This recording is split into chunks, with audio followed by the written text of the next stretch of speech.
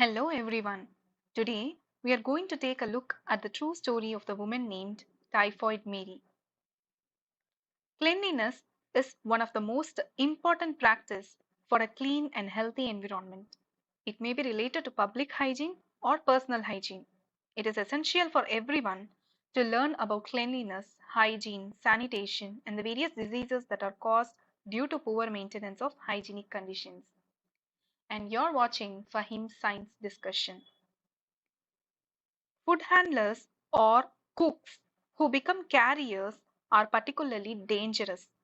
The best known of such typhoid carriers was Mary Mallon, a New York cook who, over a period of 15 years, caused at least 7 outbreaks affecting over 200 persons.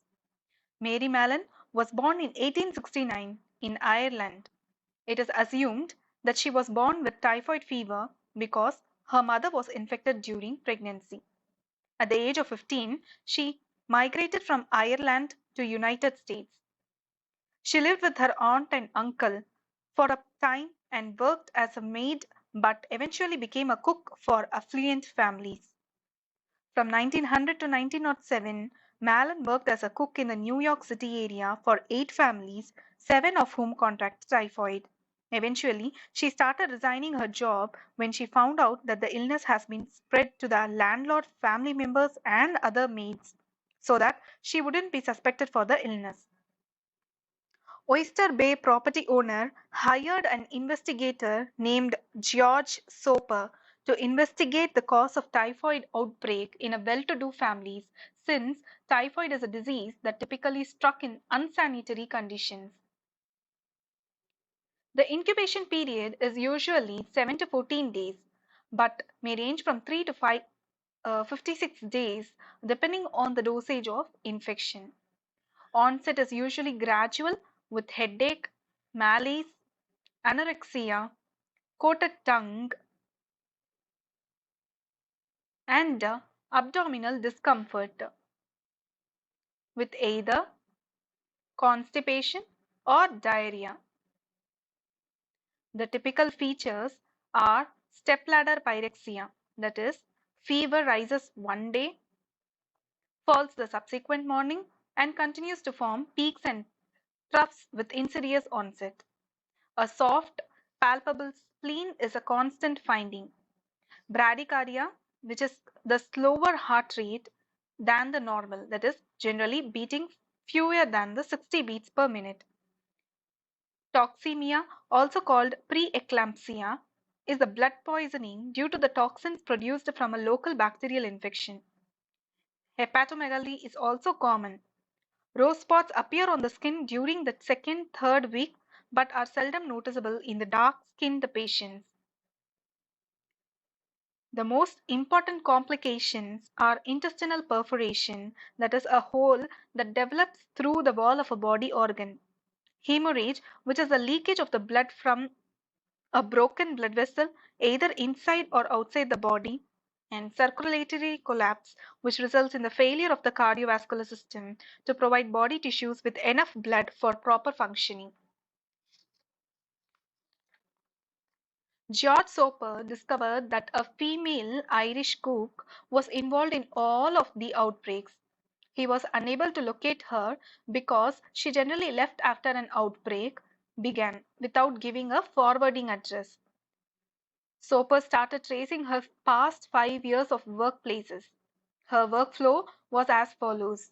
In 1900, she worked in Mamaroneck, New York, where within 2 weeks of her employment, residents developed typhoid fever.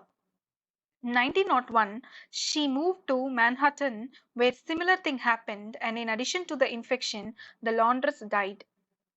Lawyer Mallon then went to work for a lawyer and left after 7 of the 8 people in that household became ill. In 1904, she was hired by another lawyer named Henry Gilsey. Within a week, the laundress was infected with typhoid, and soon 4 of 7 servants were ill.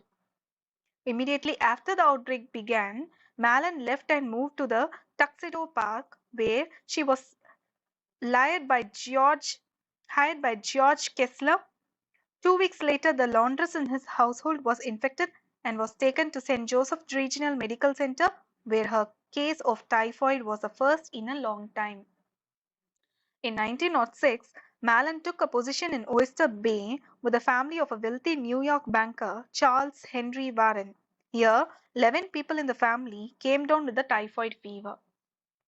In late 1906, Mallon was hired by Walter Bowen, whose family lived on Park Avenue. Their maid fell sick, and soon 2 other servants were hospitalized, and the daughter of the house had contracted typhoid and died. This Park Avenue outbreak helped Soper to identify Mallon as the source of the infections. Soper learned of the case while it was still active and discovered Mallon was the cook, the culprit of this outbreak. Moreover, Soper was told that Mallon had regularly prepared an ice cream dessert topped with fresh peach slices.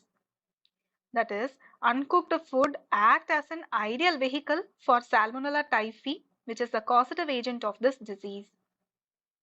Soper published his findings on June 15, 1907 in the Journal of the American Medical Association. Soper notified the New York City Health Department that Mallon was a typhoid carrier. Typhoid carrier is someone who stays healthy but carrying the disease-causing agent. Under Section 1169 and 1170 of the Greater New York Charter, Mallon was arrested as a public health threat. Her stool samples showed massive number of typhoid bacilli. Upon questioning, Mallon admitted that she almost never washed her hands. Not every contemporary considered her imprisonment fair or necessary. In 1909, W.P. Mason of the Rensselaer Polytechnic Institute wrote in Science that an estimated 4% of people continued to harbor bacteria in their bodies after recovering from typhoid infection, making them the possible sources of new outbreaks. There are, at the present moment, probably 560 such persons in the state of New York. We cannot keep in detention all these people. Then why single out and imprison one? This was the statement given by W.P. Mason. The following year, a judge agreed Mary was released on the condition that she should no longer work as a cook. But in 1915, when an outbreak of typhoid at the Sloan Maternity Hospital sickened 25 and killed 2, Mary Mallon was found to be employed in the kitchens there. Public opinion turned on Typhoid Mary. One reporter called her this human culture tube, a walking typhoid fever factory, wrote another. She was sent back to Riverside Hospital on North Brother Island and spent rest of her life in quarantine. 23 years later, on November 11, 1938, she died of pneumonia at the age 69. So, what is the take home message? Wash your hands often while cooking to keep germs off of your food and help you and loved ones to stay healthy. Wash your hands before eating, after touching garbage, after coughing, sneezing, after touching pets, and so on. Avoid taking raw or uncooked foods from shops. Cleanliness starts from your home, so maintain hygiene and stay away from diseases. Wash it, clean it, and be safe. Thank you.